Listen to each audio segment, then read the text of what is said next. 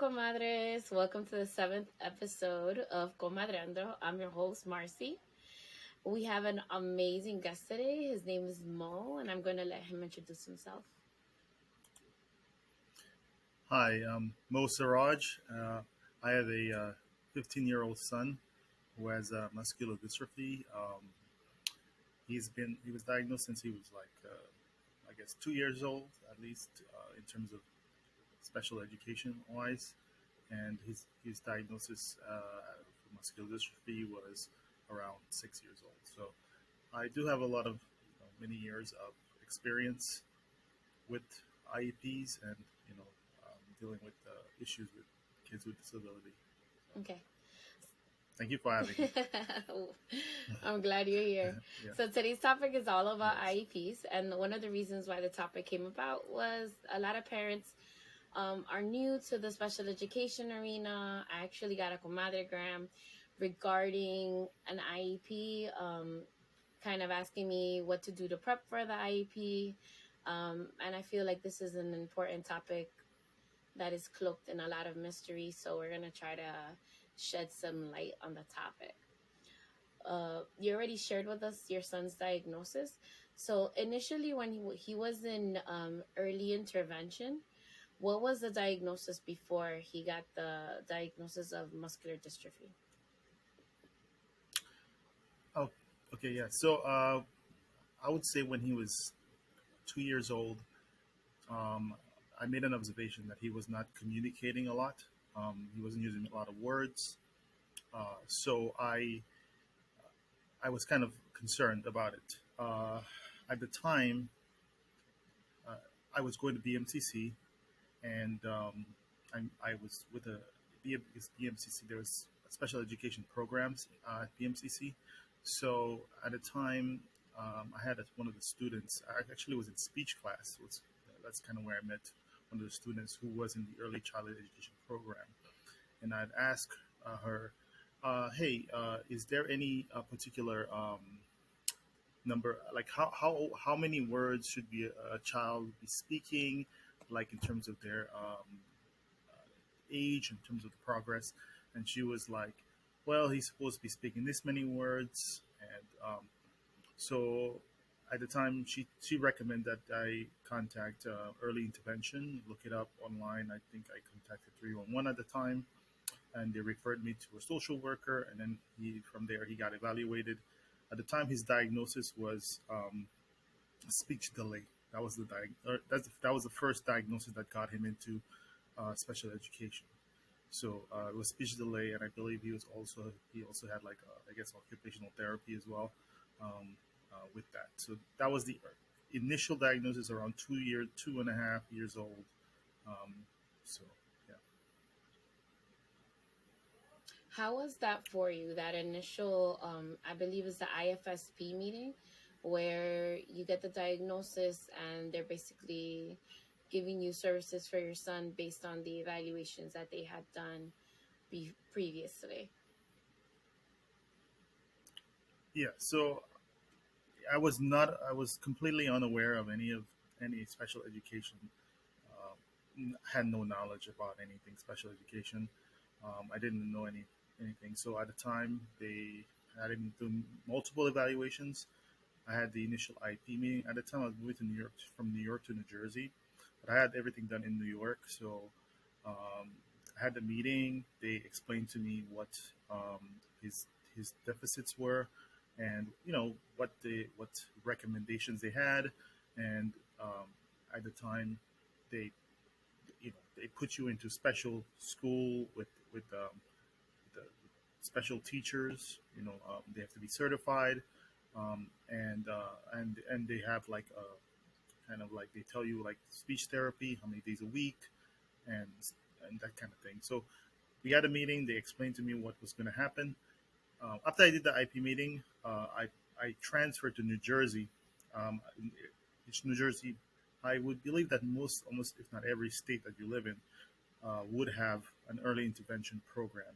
So if you may not live in New York, and maybe the audience out here may not live in New York or New Jersey, and maybe another state, so I would highly recommend that you would look at look up your social services in your state and look up early intervention. I believe most states will have some kind of program of early intervention. So um, moved to New York, New Jersey, and then I was transferred him using he was a social worker, and they eventually got him into school. So it was kind of the beginning of the process, and I was just starting to understand what was going on. At the time, I understood that I accepted that he needed help in terms of his communication because I understood that the a child's ability to perform very well in school, at least I learned that in college at the time, like because you learn that in psychology and development and stuff like Mm-hmm. that.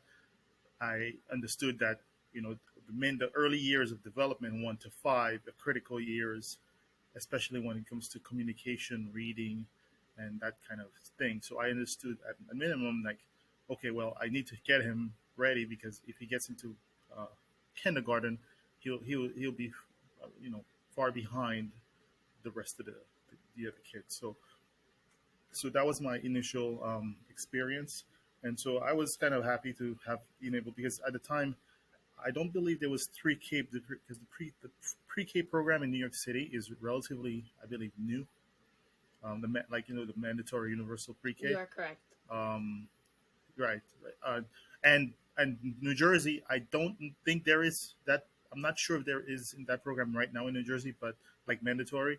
But at the time I was doing it, they would not um, enroll a kid because at the time he was 2 years old. You know, mandatory. I think not mandatory, but the age threshold for I think pre-K in Jersey was like 3 years old or something like that. So at the time he was two. He was 2.5. He had just turned 2. So it was so to get him in school, I would have to wait. I would have to wait another year. But early intervention starts um, pretty early. So you have to speak to based on uh, how you observe the child. Sometimes recommendations from the pediatrician or your own observation about how the child is developing, and you kind of have to like get a little bit of knowledge. That's why I would say important if you're having a child, kind of maybe read some books on early development. There's a lot of good information there too. So um, that's what I would say in terms of if you're having issues or if a child who's younger, and at the time, like I said, for children under a certain age, to get them into a program where they're getting help, um, you would have to contact your like early intervention program, and then they would evaluate them and decide. Well, from there, we'll see how they're doing. So Thank you. I want to chime in also.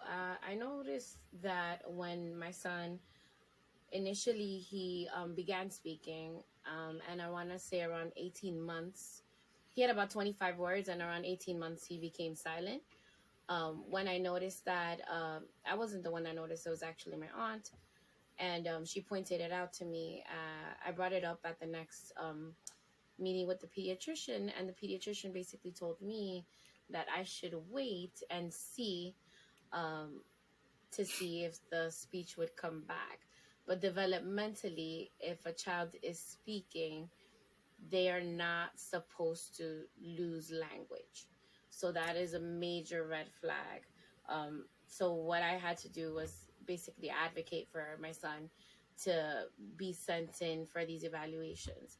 Um, my my argument to the pediatrician was basically, if there's nothing wrong, then we have nothing to lose. But if there is something wrong, time is of the essence. It's important to do the early intervention at first before there's a larger delay or a larger gap in development. Um, so once a child turns 3, I believe is when it turns in. No, I'm lying. When a child turns 5 is when it turns into an IEP. So at first is an IFSP, Individualized Family Services Plan, and then it becomes an IEP, which is an Individualized Educational Plan. So Mo, do you want to give the definition of what an IEP is? All right, guys. So we were having a little bit of a technical difficulty.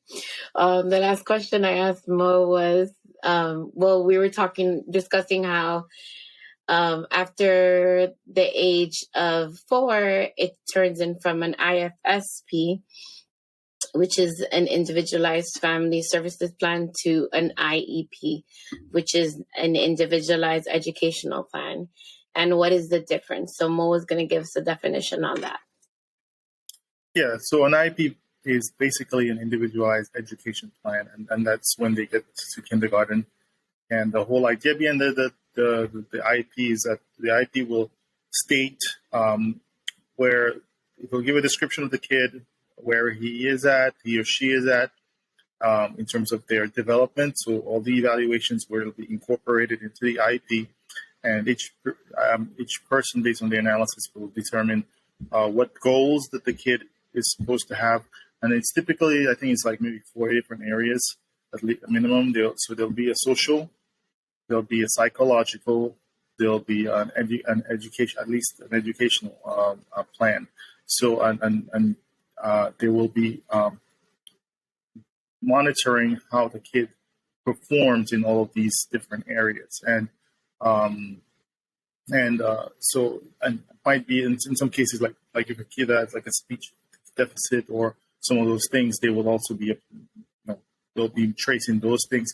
If there are certain like occupational therapy or even physical therapy in some cases, they will also be tracking those things. And the whole idea is to either get the child up to, you work them up to their grade level and to work on the deficits that they have to get to the grade level, or in some cases, if they're not at grade level, they have certain goals that they're intending to meet as they go along, and this will progress as they go to school. And so it's very important. It's also a legal document. It's enforceable in the courts, the district, or and regardless of where throughout the United States. Every state does have this. IEPs are like almost like any other document. They're transferable across states. So if you have a legal IEP in New York and you move to California, you tell the California district that my kid has an IEP, and you provide them that document, that school district. Once you provide them that document, you don't have to do any kind of reevaluations or anything like that. They may need to do something just for their own purposes, because I had to go through a similar issue. Once I got the IEP legally in New York and I transferred to New Jersey, then New Jersey, they took the IEP, and then they had their own, those people who were going to perform the therapies, at least do a check, kind of see whether it's in line with the IEP. And yes. Because I believe that the IEP, that there is a requirement, I believe, in the IEP, how often evaluation should be done. I believe Yes. in New York is like every 2 years or something like that. So it's very, it's very important that the IEP is there as also it's very important as also a means to provide services. Yes. And it could provide services, they could provide equipment. There's a whole host of things. In my son's case, I had, they created a special classroom because he was it was younger at the time. So they had to create a special classroom within the school because these are kids of low grades. And they also had to provide, and later on, they had to provide like an aid specifically for him in the school because he was physically disabled. And at the time he was in a wheelchair, and he physically could not push himself, or he needed assistance using the bathroom. So that's, they have to provide an aid, or in his case, an LPN, so to be certified person. So there's a lot of things that the IEP will have in its will be incorporated in the IEP based on the child's needs, each particular child's needs and disability. So that's kind of like a synopsis of it. Each individual child is probably going to have more or less, depends on their particular situation. But yeah, that's kind of like the idea. So this is all under the IDEA Act, which is the act in which students with special needs are able to get a free and appropriate public education. So under the IDEA Act, students are supposed to be provided with the services that they need so that they can perform as close to, if not on the same level as their typically developing peers. So this is why it's important. Like Mo said, it is a legal document. If you find that your child is supposed to be getting certain services, or you thought that they were getting services, you are entitled under the law to go after the school. And it's not something that you're being vindictive, but you're defending your child's rights. Okay. Mo, so what kind of tips can you provide for parents to get ready for that initial meeting? Or how do you get ready for meetings? Because I know you have your own process when you walk in there so that you can get what you need for your son.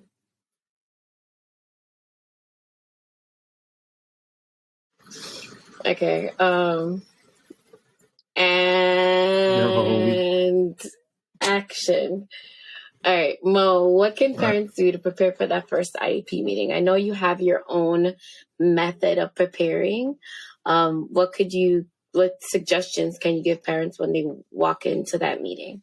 Because I know it can be a little bit scary and daunting, to say the least.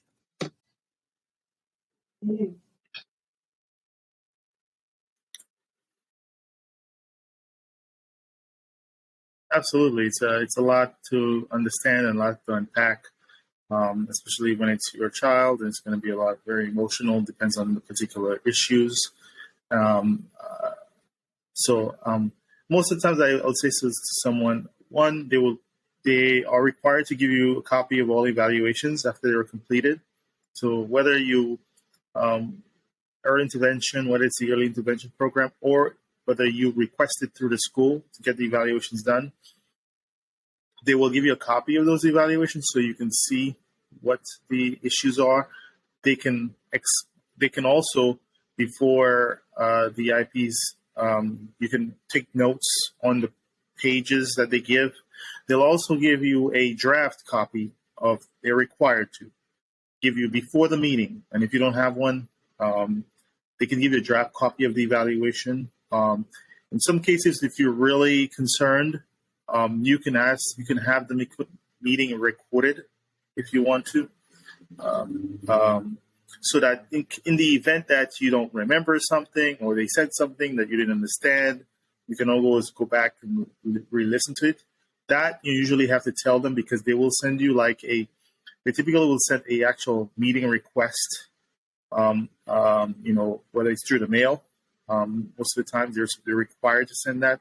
I'm not sure if that's done via email now, but they will send you a meeting request, and it will have how do you plan on attending this meeting, whether it's teleconference, whether it's in person, and do you plan to record, the meeting. And so you just got to notify them and let them know that you are allowed legally to record the meeting if you want to. I usually recommend record the meeting to any parents, especially the first time. And because the reason why, I would say that maybe at the same time, if you've done your research or you've spoken to an advocate or someone you know that may be a special ed teacher or who has experience in education a little bit, who could kind of give you a little bit of guidance. You can get those through advocacy groups. Depends on the petitions. There are a lot of, you can Google them. There's a lot of advocacy groups that have a lot of information about them. I'm pretty sure if you go on YouTube, there's probably some other information on there that you probably get at least some idea of what the IEP is. You can take a look at the IEP, write some notes if you don't understand something. What does this mean? Because sometimes it can look, IEPs they can vary, depends on, I guess I'm not sure what the state is, but how they are presented. It's kind of strange sometimes. They'll say they'll have 15%, all these other low numbers, and you're going to be like, you're not going to understand. When I initially saw it, you're not going to understand a lot of things. So you want them to explain to you what it means.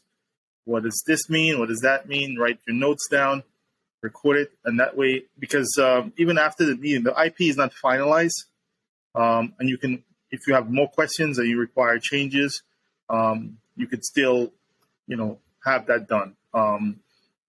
So it's very important to understand what's going on, and whether, like, even after the meeting is done, you can go and review it. If they said something that was not accurate or you didn't understand, you can clarify that information. So yeah, and they will typically, like they said, after the meeting, they'll before the meeting they'll give you a draft. After the meeting, you'll probably get a final. If you have no disagreement with anything, they'll have a draft which you will sign, and it will have the signatures of everyone on there. So you include whoever is in charge. But typically, I believe in most schools, the social worker is usually the one responsible for the IEPs. That's who is usually the school social worker. I want to chime in on that. So not necessarily a social worker. There's usually a teacher. So it's not going to be a principal. It's the position is called the IEP teacher, and they're in charge of making sure that the school is in compliance and that they are following the schedule for IEP meetings, and that things are being taken care of on time in a timely manner, and that things are being done the right way. I wanted to chime in as well because some schools tend to say certain people are at a meeting, but they're actually not. So just make sure whoever they say was present in the meeting was actually present, because that can give you legal recourse to contest the IEP in a court of law as well. One thing I do when I walk into the IEP meetings, I make sure I get the evaluations at least 2 weeks before the meeting, that I have time to read through all the evaluations. If I have any questions regarding the testing that was done, I make sure that I ask those questions during the meeting. Also, I want to see what the goals are and have some input with regards to academic and socialization goals that they might have for my son in the IEP as well. Most of the time I take a computer with me, and I'm because I'm a faster typer than writer, but I definitely do take notes during the IEP meeting. If it's something that I feel like is an issue, I always send a follow-up email to the people present at the meeting, and I CC the principal as well, just so that they are aware if there is an issue or whatever is going on. I had to actually have my son reevaluated. I felt that he was in the wrong setting, so I ended up writing a letter and getting him a psychoeducational evaluation, which usually the school does not pay for. But because of the letter that I wrote and the findings that I found with regards to his development, and I was able to get that paid by the Department of Education. So remember that, as long as you have proof and you look for advice from people, you can always get what your child deserves and what they need. Do you want to say something?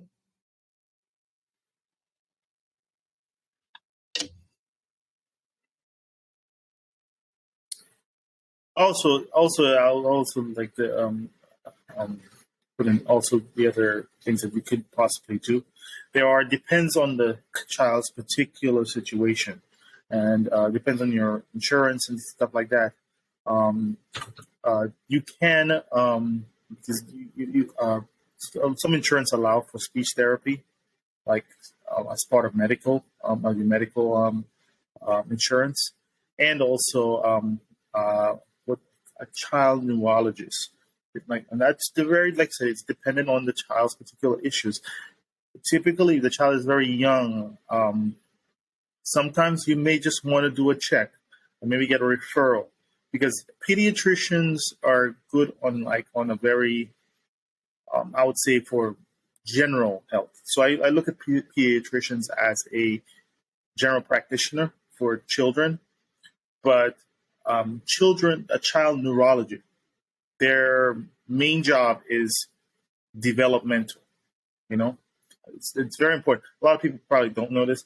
Their main job is neurodevelopment. So in terms of how often the child speaks, their behavior, how do they play, how do they interact with other people, because there's a lot of small things that they will notice as part of and sometimes it's extensive. Those appointments, like getting a child neurologist, those appointments could be like an hour long, because the child neurologist they'll have toys and they'll make the child do different things, because there are different things a child's supposed to do coordinatively. They're supposed to be able to coordinate things. They're supposed to be able to do certain things at a certain age, and the child neurologist will measure how they're doing it, and those things, because autism and certain things are on a spectrum, and there's some from very mild to very severe, but a lot of times the what doesn't get detected is the ones that might be very mild. Like, you may not be able to observe the certain things, but they're very, very things that they observe about the kids, the way the kids' hand movements and facial eye contact. So things like that, a regular pediatrician might not be able to catch. So not because somebody might be a doctor and they might be a very good doctor, but just like it's like if you have a heart problem, you're not going to go to your general family doctor. You're going to go to a cardiologist. Now, the regular MD is going to know some things about the heart, but a specialist is will be going deeper and looking at more things. That is I would depends on the child's particular issue. If you, through your insurance, and now hopefully most people have insurance. If you don't, there probably are ways to get around that. You may be able to through the school, depends on your particular circumstances. You may be able to get that through the school. They may be able to provide you if you needed that, just to make sure you can. Because diagnosis is probably the most important thing, I would say, when it comes to an IEP. It's what kind of determines what is going to be in the IEP. It is kind of the basis. It's kind of like the evidence to prove, okay, why should we provide these services? Is that if the evaluation can prove that, hey, the child needs this, and in my own situation, I have used many times, doctors' evaluations, doctors' recommendations, and that has been the basis of what went into the IEP. So it's very important that the weight of a doctor's report does go a long way, and the child neurologist evaluation is very extensive. It could be like a 3-4 page document. They write everything. They document it very well. So this is something that I would also ask parents, if they have the ability to do so, is to also explore that, and because you want to go into these meetings with as much evidence as you possibly can. There's because that makes your case for whatever services you're looking for you to be able to have enough evidence to be able to get the services that your child needs. One of them is the neuropsychological, which was what you were talking about, where a neuropsychologist will evaluate your child. Usually these meetings take up to 3 to 4 hours. Sometimes, depending on the child, they have to break it up between 2 to 3 days, depending on how long they can tolerate. Another one is the psychosocial. So how their development, their psychosocial development is going on. And then another one is the psychoeducational. So how their development psychologically in the educational arena. These 3 reports are essential when we have a visitor.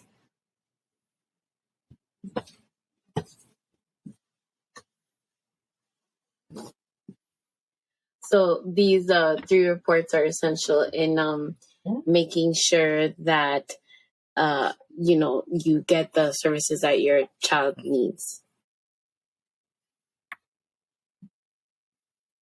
So, Mo, we've heard a lot about your son. Can you tell us a little bit more about him? What's he like? What makes him sparkle?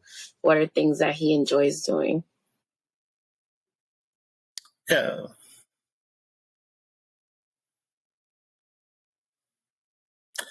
No, it's like my son is fairly normal kid in terms of at least his development. Socially, at least he's fairly well developed. And he's a very comical kid. He likes video games. He likes to joke around. Every teacher in the school kind of loves him. They always like say, he's very, he can be a very kind of, he jokes around a lot, and so he likes YouTube, he likes anime, he likes video games, this kind of things. So he's not, at least when it comes to, so most of his disabilities as of right now is mostly physical, because muscular dystrophy affects your physical more. And then part of muscular dystrophy is also affects speech. So he gets concurrently like speech therapy, and part of it is also kind of like helps him practice. Because the other thing about speech therapy, it's not just because someone can't speak. It's also, speech therapies also help you if some, like in his case, his tongue is a muscle.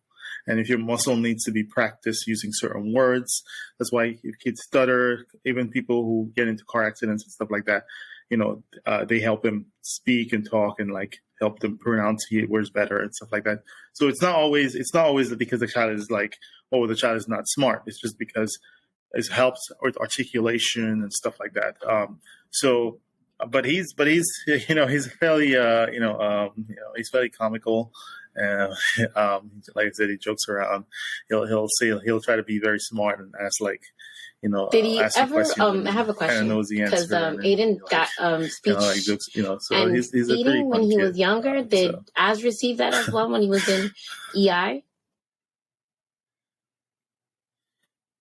Well, the speech therapist that they gave him helped him learn how to chew, because he didn't know how to chew when he was like feeding. younger. When you mean so I feeding. wanted to know if they gave that to Az as well.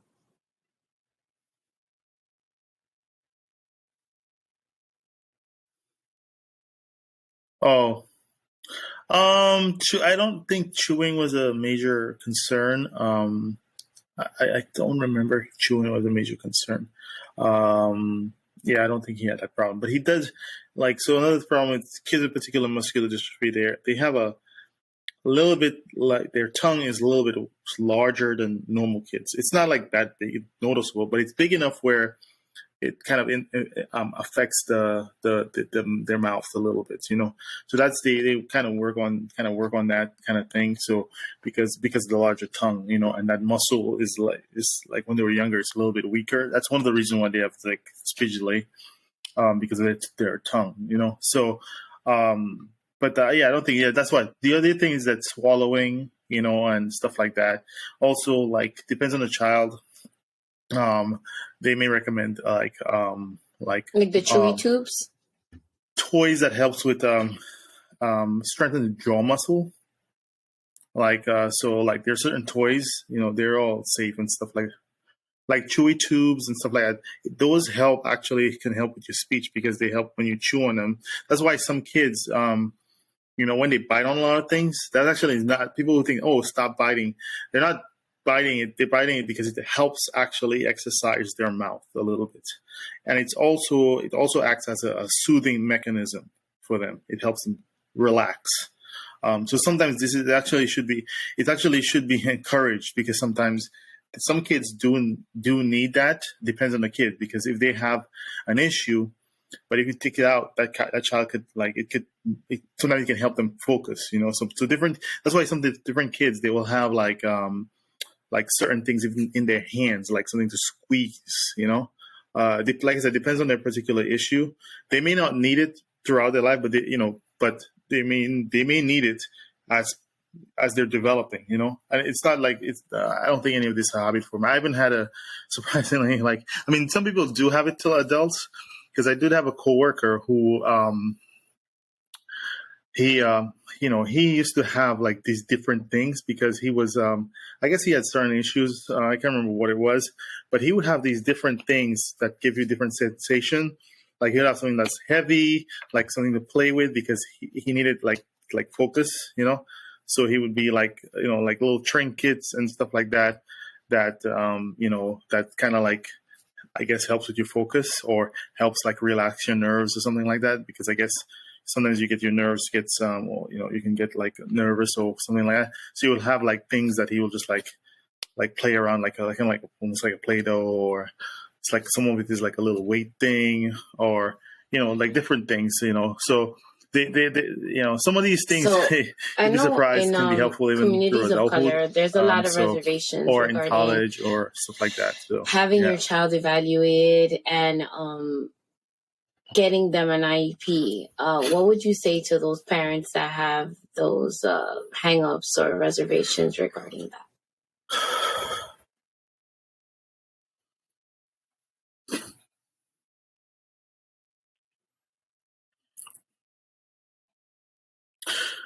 Yeah, so the thing is that I understand that is the case, and a lot of I think one of the main things, there's a couple of things that I think that they have concerns about. One is the stigma, that the kids may be labeled in the school, they may be bullied or stuff like that. Most of the times that is not true. Especially when we're talking about kids very much younger. They don't really have that problem. In the younger years. So I don't think that should be worried about. And what I would say to someone is that it's the most important thing I would say is that it's better to get the child help as soon as possible, because those issues that they have early can be amplified later in life. So if you don't get the help, and I think that should be more concerning.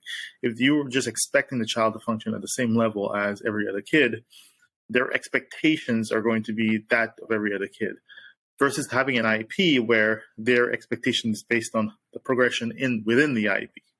And that's a very big difference. So the way they're measured and how they're progressing according to what the IEP says. And so a kid may be, for example, a numerical age 4 years old or 5 years old, but they could be operating on 1 year behind, and there's nothing wrong with that. I don't think a year difference. I mean, for some people that might make a difference to them, but it doesn't really make a difference, because sometimes they may keep a kid in the same classroom, progress with the cohort. Depends on the situation. But if they're socially progressing with the cohort, they'll tailor what they're learning according to their grade level, and the work according to what they are capable of. So I would say, because the IEP gives you a tool that makes it flexible for you to be able to, for your child to be able to function in school. Because, like I said, without the IEP, and if they have deficits, or they need services, or they need any kind of equipment or anything like that, they will not get it. Number one, because they don't have anything to prove that they need it. And the supports in the classroom that they would need. They would be assumed that they are functioning on the same level as every other child, and this will go on throughout high school. And what happens is that deficits will progress over time, and then when you get to high school, your child is now going to be even further behind, because they're not going to be on reading level. They're going to have major deficits. I mean, I would say I've seen situations where child needed glasses, as an example, because they even check the eyes and stuff like that. I think it's part of the IEP too. They'll check to see the vision and stuff like that. And and the kid is delayed because they can't see to read, and that delays their reading, and so. And you get to high school, and they're expected to perform or graduate and do the same level of work as every other child. So you're giving them a significant, you're putting them at a significant disadvantage, and that's how the kids get discouraged, and stuff like that. And it's not that because they can't learn; it's because they had issues, and they will know their issues. They will see their issues. And they will notice that. And I would say to anyone that I would say it's better to get a kid up to the grade level, and even if it's take them a little bit longer, even to graduate high school. And I might say, I want a kid to graduate in time. To me, I don't think it makes a difference because by the time you get to college, sometimes a lot of these issues they become like if the kid was maybe a year behind, as you get further along, maybe down to high school, even college. Those kids catch up, and so it's not that they're not smart. It's that maybe they learn differently. They have to learn if they have a deficit. They have to maybe have to find ways of compensating different ways to help them, learn, or better ways for them to learn, to absorb information and stuff like that. So what I'll say to anyone who has reservations about that. Is one, I think that it will help you more, your child more. It gives you a legal right. You can do a lot with an IEP. You can transfer your kid from, if there's a certain school that does not provide services for that kid, they can move to another school that has the qualified teachers and stuff like that. So for example, like my son goes to the Henry Viscardi School. And there are kids who come from New York City who get bused in from New York City to Henry Viscardi, which is pretty far out in Long Island. Same thing in New Jersey, if you're living in any other state, that this is where if you live in a district, let's say, I don't want to put the district under the, like, let's say you live in Jersey City, and Jersey City didn't have the classroom for your kid, or Newark, or something like that, and there is in the next town over, right? There's a school that provides that services, and if that school is incapable and they cannot provide the service, sometimes the school district will pay to have that kid bused to be at the school. And in my son's case, my son is from Valley Stream and goes to Valley Stream School District, but his Valley Stream pays to bus my son to the Henry Viscardi School because the Valley Stream School District does not have all the services that Henry Viscardi has that would help support it. And so it's almost like in some cases it's cheaper because my son needs an aide in the school, if someone to use the bathroom, they would have to hire someone, a full-time staff for him throughout the day. So it was almost in the best interest of the school to basically bus him to another school district. So that's the power of the IEP. And I can tell you right now, if you go to the suburbs and you go to more affluent school districts, it is very prevalent. Like there are many parents, and you would be surprised for some of the most minor things. If the kid even if the kid has also a medical problem, like they have a particular problem, down to like medication, in the school, they have to give the medication in the school. That's in the IEP as well. So they may have the nurse be there to make sure they administer the medication properly. Kids could have diabetes and all this other stuff. So there's a lot. It's a very powerful tool. I would say when it comes to education, and that if used right, it can be one of the best tools that you have for your kid. And it also deals with another issue. It deals with is behavior. So and this is a big problem, especially for kids of color, and this is a big problem I saw in New York City. And if you look at the statistics, kids of color have some of the highest rates of detention and all these like administrative punishments, and suspensions. It's some of the reasons why is that a lot of these kids are I would say undiagnosed. There's a lot of kids who are undiagnosed, and they have behavior problem. For example, my son initially had a behavior problem in school, and some of those situations, if he didn't have an IEP, he would be suspended, you know. But because he had an IEP, they have something they call behavior modification, which means that once they know in the IEP that the child has certain behavior problems, they maybe throw tantrums, they maybe get frustrated, and these could be normal behaviors. Sometimes as part of development, you know, maybe the kid's just maturity or whatever. And once the IEP says, hey, this kid has some emotional problems, the IEP will have methodologies in the school and in there on how to deal with the kid's problem. Maybe that kid, if the kid gets into conflict with another child, the teachers in that classroom will know, okay, hey, let's take him out of the classroom, put him outside, let him cool off, because some kids may need, they don't have the ability to self-regulate, so they need a time to breathe and come back into the work. Because sometimes the teacher might say, hey, hurry up, finish the work, we need to get done, back up. And some kids sometimes need like prompting. So before they finish the work, they say, hey, why don't you guys hurry up, finish what you have to do. Once they get to once they get done, or in some cases they may need more time, because if they're being rushed, they're not getting the work done on time, and all of those kind of things. So because in the school they don't really cater to individual children's needs. That's why the whole idea of these IEPs, individualized education, which to me every child should have individualized education. But you know, that's another debate. But in your child's case, your child has an individualized education, so they're not going to mass what they're going to expect from every child. Oh, I need you to finish the test in 20 minutes or 30 minutes. And it actually doesn't matter, at least in the early years of development, that whether a child is able to finish an English test or math test in the particular time allotted. You know, it's like, no, the question is whether or not, it's more important is like whether the child knows that information. Now, but for the purposes of school, they kind of have to time them or, you know, set some kind of boundaries.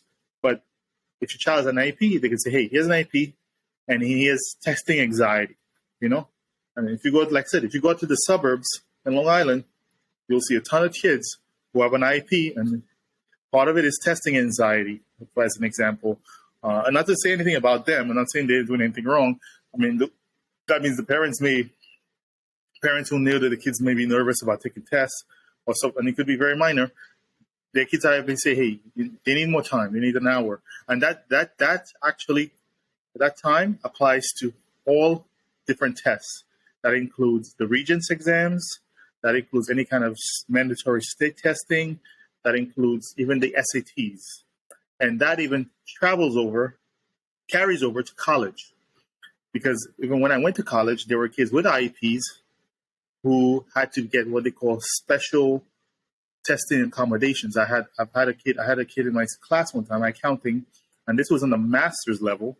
And he had, I think, some kind of cerebral fine palsy, motor issues. And his hand, his hand was very low mobility in his hands.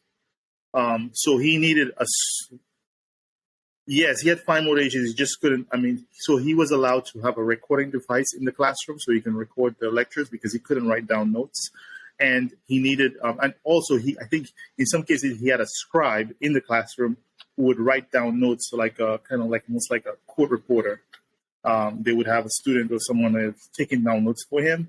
And when he did have a test, he would have tests under special situation that the professor would, if anybody goes to college, they would always notice a professor will kind of always give, like in the beginning, when he gives you the syllabus, and he always says in the beginning, if you have any special requirements, let me know. Accommodations. You got to let him know. And if you do take a test, he has to let you know. They actually have to do that legally, say that legally. Like if there's any particular type of accommodations, they will make those special accommodations tests. So he'll have to organize a test and schedule something where you'll be taking the tests on the different, like you can't take it in this time allotted during that particular period. So the IEP can travel all the way through university. Like I said, and I did that, and I was in a a master's program. So this was someone who was this particular person he was at least in his like upper 20s. So what I'm saying is that I would not, IEP does not hold your child behind. It does not stigmatize you in any way. It does not make you less competent than any other child. The whole goal of it is to provide services based on the particular needs, and in some cases, like I said, to help you get up to a certain level and meet those educational goals, especially in the early years. And then maybe later on, it might not be that. It may be transformed into providing support services versus so the kids can function well, but they may need things like more time. They may need a scribe. They may need to record the classroom. Mm-hmm. They may need someone also reading out questions for them in some cases. That depends on the child's particular situation, because sometimes they need to hear because they're more auditory learners, and so they have to hear the question out loud. So it is a very powerful tool, and so but to be able to get those services, this is kind of the only way to do so. You cannot just go to the school and say, my child has a problem, the child has a behavior problem, what do I do? And most schools don't, it's kind of unfortunate, no one, as far as I know, even if a teacher knows a child may have a problem, they cannot tell a parent. And you would think that and this is one very important to know, and this is something I learned while doing all of this. The teacher, if they're really, sometimes you have a good relationship with them, some teachers may tell you, very, legally you can't. I can tell you as a teacher, legally you cannot. But they cannot tell a parent that, hey, your kid has a problem, you should get it evaluated. That is almost right. Legally you cannot. Legally, the teacher will never tell you that if you get a child evaluated, I may be able to, help you with, better your child with the classroom. And unfortunately, that's one of the problems especially in poorer school districts where people are, like I said, most of it is they're not informed. And like I said, I was going to college at the time, and there are plenty of people. At the time, in fact, at the time, I would say it was interesting. My ex was a teacher, but she was not really specialized as a special education teacher.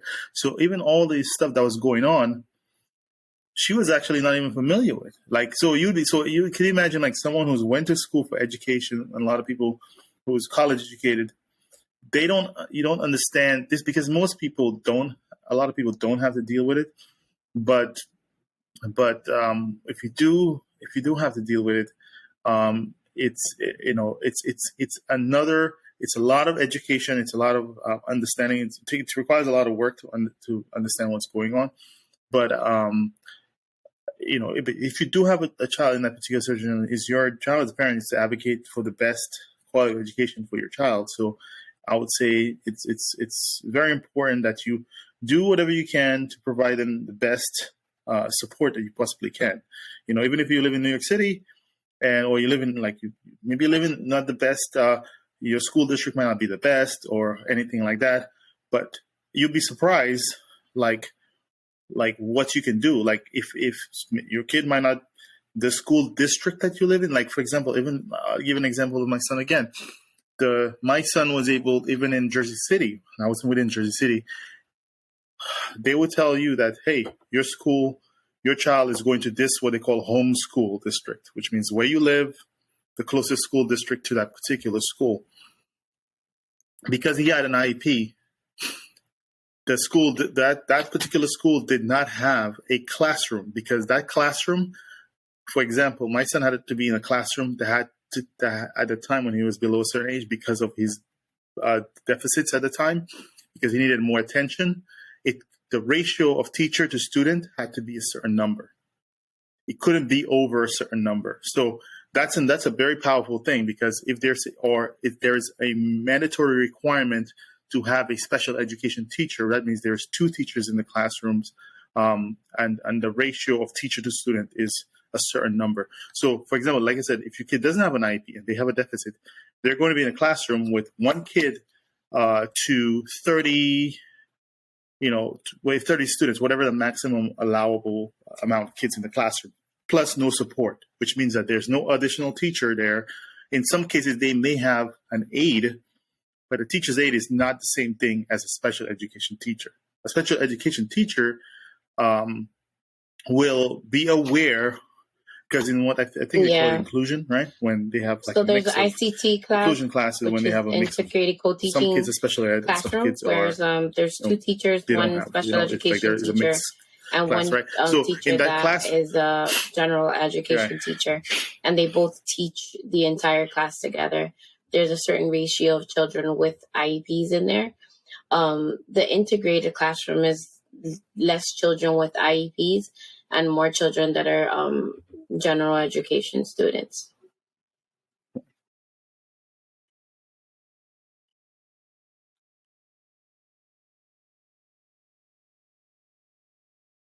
Right. And yes, and so in those classrooms, the special education teacher in that classroom, they will be working with the general education teacher, and at the same time, their job is to tailor lessons or tailor parts of the lessons to help certain students in the classroom that may need certain supports, because they're supposed to be aware of all the kids in the classroom that has an IEP, and that their IEP requires maybe certain modifications to their what they're supposed to learn, how they're supposed to learn. Maybe some kids learn differently. So it covers all of those things. So it's not like, so they can be your child can be in a regular class with regular students.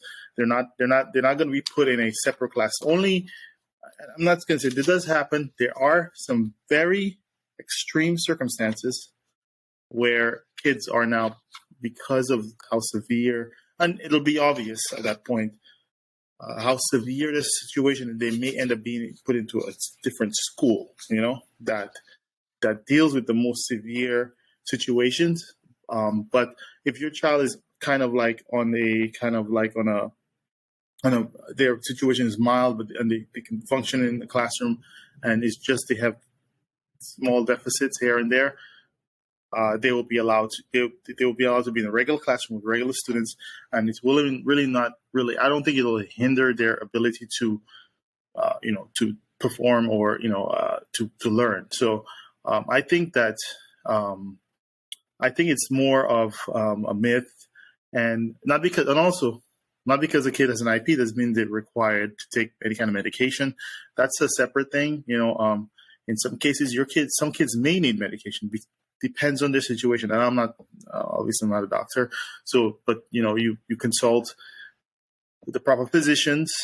If the kid is diagnosed with certain situations, certain conditions, they may or they may not need it. Sometimes it helps, and I'm not gonna lie. My son, when he was much younger, because I'll say one of the reasons why he was on other medications that were affecting his mood, and he needed to be on certain medication because muscular dystrophy, they take certain kinds of medication that affects them in different ways. And so you have to take other medication to kind of balance that out. But now he's not on those medications anymore, so he doesn't require them. So maybe in the initial years, they may need some things to help support them, to help kind of like regulate, because kids, like I said, kids develop, the understanding is kids develop differently. No kid, not every kid, if they're born, they could be born on the same day, same year, exact same time, and their track of development can be quite different. So to expectations, even as a parent, some parent may have expectations. Oh, why this kid is doing this, and so it's like you have to learn your child, understand what their needs are, understand how best you can help them, especially when they're much younger, because don't forget the children. I think a lot of adults think that the children we're expecting the child to do certain things, as adults, because we're adults, we're supposed to understand. We understand a certain level, but children, they don't have the same level of understanding. So you have to, as a parent, you have to be patient. You have to do your due diligence, seek much advice as you can, talk to doctors. You can get, you can get second opinions. I would say that's kind of like try to be as much as informed as you can, because that'll really help you make the best decisions for your child. If you are a perfectly healthy adult and you get a diagnosis of having diabetes, you're not going to tell the doctor, no, I don't have diabetes. You follow the recommendations and you take what you need to get healthy. I feel like it's the same way with an IEP. Give your child what they need so that they can, get as close to their typically developing peers as possible. This was an amazing conversation, Mo. You're very knowledgeable. With this, we're going to be signing off. Follow me at Comadreando Pod on Instagram. If you have any questions at all or would like any topics in particular, please feel free to send me a Comadre-Gram or email me at comadreando@escthenetwork.com. Thank you for spending time with your comadre and compadre. Again, thank you, Mo, for joining us. And have a good night. And happy Thanksgiving, everybody. Bye-bye.